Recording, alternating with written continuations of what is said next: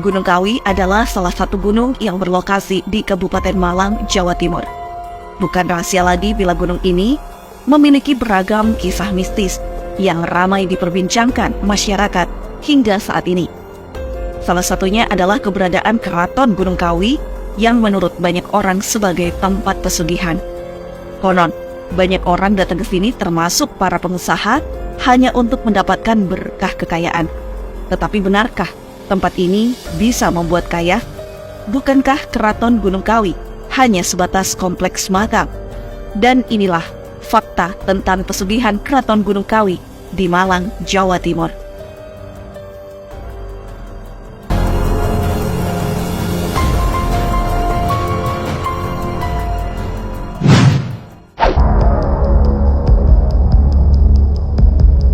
Suasana keraton.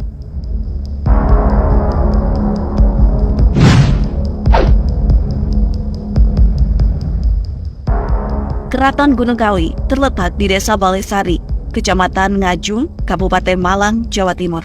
Lokasinya berjarak sekitar 20 km dari kota Malang. Bisa ditempuh dalam waktu sekitar 1,5 hingga 2 jam dengan motor atau mobil.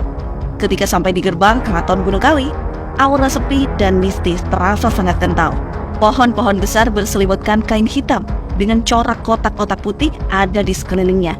Itu tentu saja menambah kesan suasana tempat yang sangat keramat. Setelah memasuki area keraton, kesan mistis dan keramat semakin nyata. Di sana-sini ada banyak sekali sesajen di area keraton itu. Ini menunjukkan bahwa tempat ini sering digunakan sebagai tempat pemujaan oleh warga yang mempercayainya. Jika seseorang pertama kali memasuki area ini, pasti merasa sedikit takut. Pasalnya suasana keraton sangat hening dan keramat. Itu akan membuat siapapun yang memandangi setiap ornamen di sekitarnya merasa tak nyaman.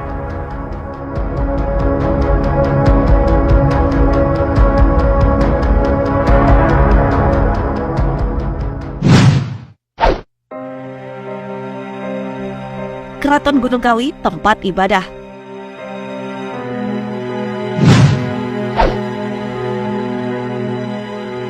Menurut penuturan dari penjaga keraton bahwa pesugihan yang ada di keraton itu tidak benar. Para peziarah di tempat ini bertujuan untuk ibadah dan berdoa. Biasanya makam-makam Eyang Tunggul Manik dan Eyang Tunggul Wati yang menjadi tempat untuk berdoa para peziarah.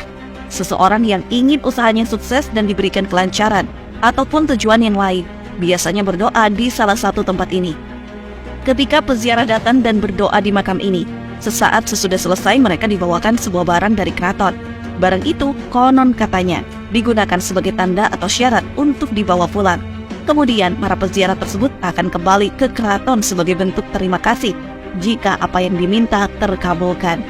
Jadi mengenai tempat tersebut sebagai pesugihan atau bukan, kembali ke niat pribadi masing-masing peziarah yang datang ke tempat ini.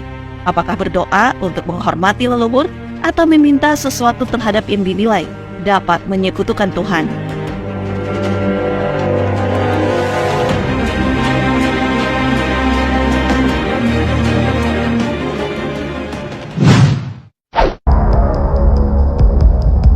Dua makam untuk ziarah.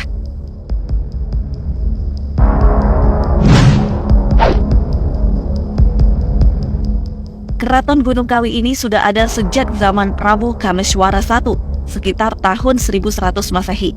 Di tempat ini ada dua makam yang sering diziarahi, yaitu makam Eyang Tunggul Manik dan Eyang Tunggul Wati. Makam ini sebenarnya bukan makam tempat keduanya meninggal.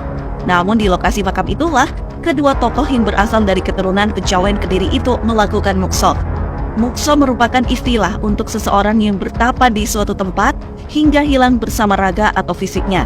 Artinya tempat itu bukan makam seperti biasa, namun tempat di mana Eyang Tunggul Manik dan Eyang Tunggul Wati melakukan mukso dan hilang hingga sekarang.